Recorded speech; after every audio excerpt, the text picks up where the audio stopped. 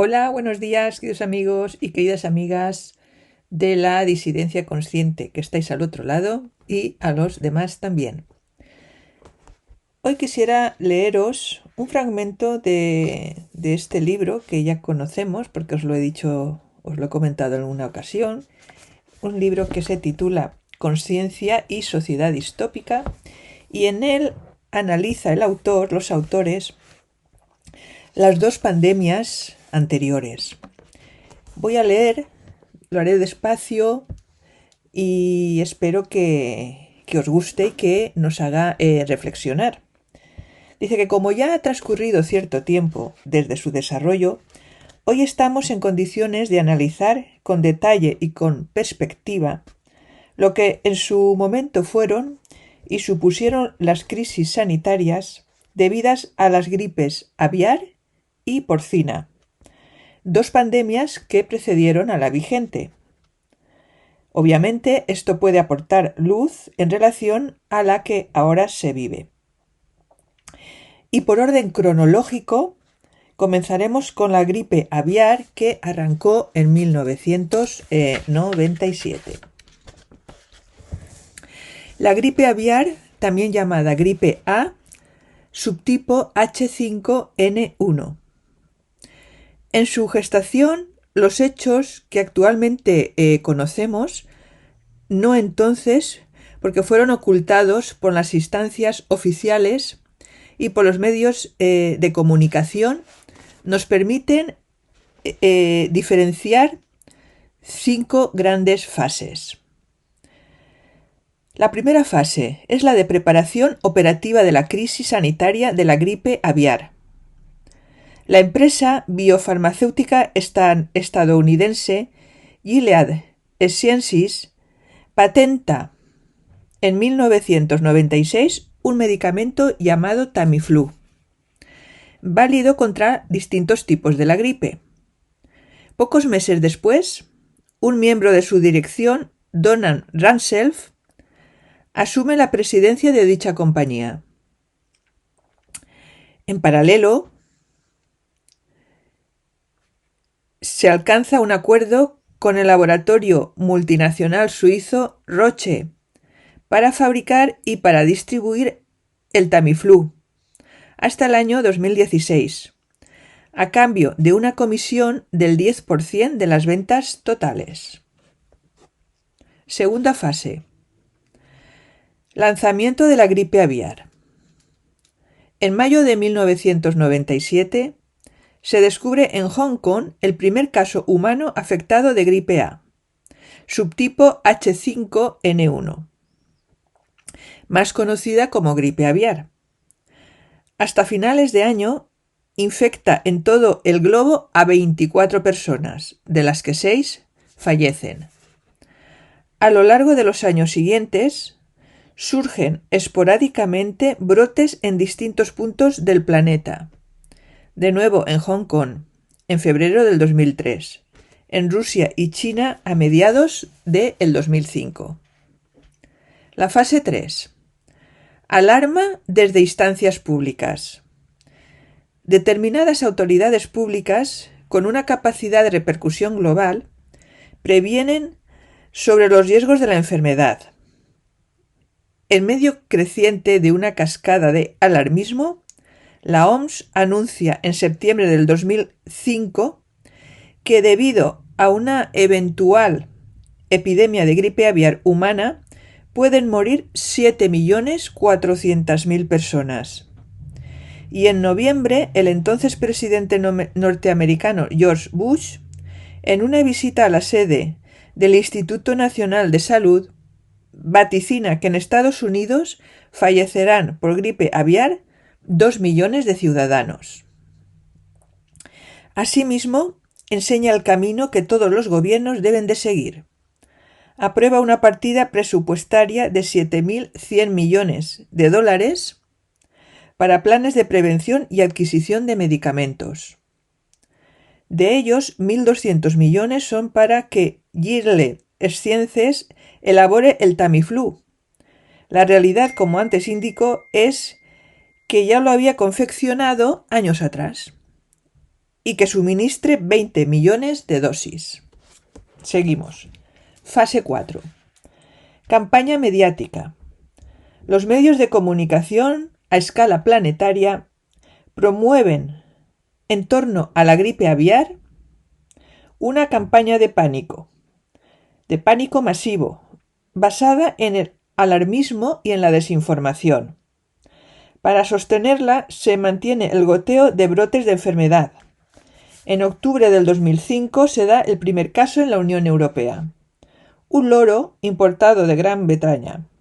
En España, el primer brote se produce en un ave en julio del 2006. Y en junio del 2006, expertos de la OMS consideran que es muy probable que en Sumatra se haya dado el primer caso de transmisión entre humanos. Hay 8 infectados, aunque ninguna muerte, por lo que ya se puede hablar de pandemia. Fase 5. Desinflar el globo sin explicar por qué. En un momento determinado, casi por arte de magia, las autoridades y los medios de comunicación se olvidan de la gripe aviar, que deja de aparecer en los titulares informativos. En unos pocos meses ya nadie se acuerda de ella. La operación se da por finalizada por aquellos que la promovieron, y solo queda hacer balance y evaluar la viabilidad de su posible reactivación cuando las circunstancias lo aconsejen. ¿Y cuál fue ese balance? Pues un éxito en toda regla para los que orquestaron la pandemia, y ello desde una doble perspectiva: la domesticación social. El miedo cundió en la población mundial y debido al mismo, la gente se mostró masivamente alineada para hacerse preguntas sobre lo que realmente sucedía y mayoritariamente dispuesta a hacer a pie juntillas lo que se le dijera, sea vacunarse, ponerse mascarillas, no viajar, alejarse de cualquiera que tosa a su alrededor. Beneficio económico.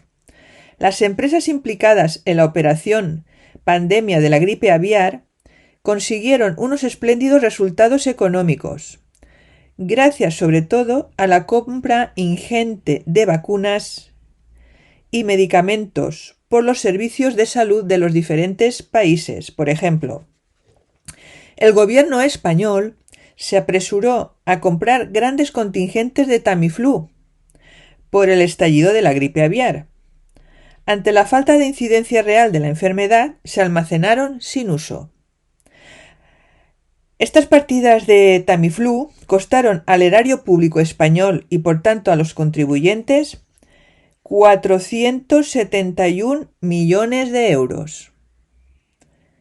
¿Cuántos norteamericanos murieron de los 2 millones vaticinados por el presidente de los Estados Unidos? Ninguno. ¿Y cuántos en el planeta de los 7.400.000 pronosticados por la OMS? 272. Por cierto, que Donald Rumsfeld, en 2001, dejó la presidencia de Gilead Sciences para ser nombrado ministro de Defensa en el primer gobierno de George Bush. A estas alturas, la enfermedad global de la gripe aviar estaba perfectamente encauzada hacia el éxito. En reconocimiento a su buen hacer, se le encomendó la puesta en marcha de otro suculento negocio, como fue la invasión de Irak y la apropiación por unas pocas multinacionales de sus recursos petrolíferos, con la excusa de armas de destrucción masiva, que, como el tiempo ha demostrado sobradamente, nunca existieron. Luego nos habla de la gripe porcina, gripe A, subtipo H1N1,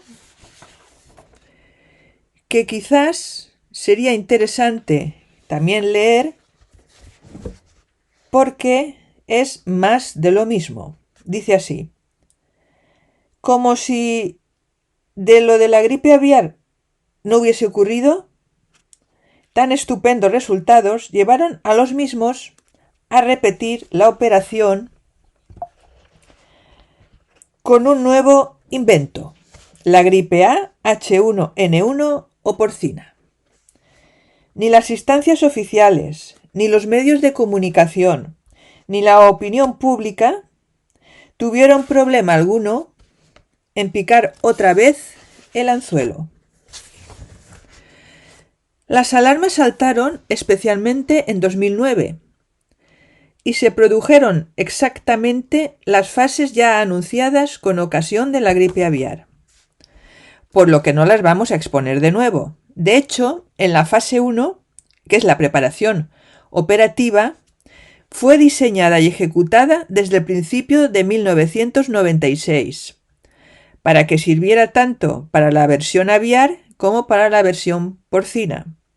Y el Tamiflu fue nuevamente recomendado por la OMS, ahora como uno de los medicamentos válidos contra la gripe porcina. Y los gobiernos, en lugar de desenmascarar la patraña, vieron en la gripe porcina una oportunidad para darle utilidad a las grandes dosis de Tamiflu que tenían almacenadas desde los tiempos de la gripe aviar. Verbigracia, en España, en 2009, el ministro de Sanidad llamó a la vacunación masiva ante la gripe porcina, para la que el Tamiflu también estaba casualmente indicado. La baja incidencia real de esta enfermedad, a 30 de junio de 2009, el número de afectados por la gripe porcina se situó en 382 en todo el mundo, provocó que la campaña fuera un fracaso. En 2010, el Tamiflu almacenado cumplió su fecha de caducidad y los 471 millones de euros de la hacienda pública española en él gastados se tiraron literalmente a la basura. Para colmo, con el tiempo también se pudo constatar que la medicación con Tamiflu produce efectos secundarios de carácter neuropsicológico. Y son muchos los datos que lo confirman. En Japón, por ejemplo, el gobierno prohibió el Tamiflu en el año 2007, tras producirse 14 muertes de niños y adolescentes a causa de infecciones cerebrales. Finalmente, el balance de la operación gripe A H1N1 o porcina fue similar a la de la gripe A H5N1 o aviar. Domesticación social y alineación colectiva, pingües beneficios económicos para un selecto grupo de corporaciones multinacionales, farmacéuticas y asimiladas, desestabilización y deterioro de la situación socioeconómica global, lo que brindó estupendas oportunidades de movimientos especulativos y ganancia fácil a los mismos de siempre. Y un enorme desvío de recursos públicos, es decir, de dinero de los contribuyentes a unas pocas manos privadas. Con relación a esto último, y aunque sea cambiar de tercio, fue lo que sucedió, pero a lo grande, con otra nueva operación que se puso en marcha casi al unísono y a la que nos referiremos en otros capítulos. Fue la llamada crisis financiera, que tanto daño provocó a la economía planetaria a partir de 2008 y 2009. Y sin nada más, queridos amigos, esta ha sido la lectura, reflexión, píldora de esta mañana para que aquel que lo tenga bien, pues reflexione. Y sin nada más, como siempre os digo, que seáis muy felices y hasta un próximo vídeo. Hasta luego.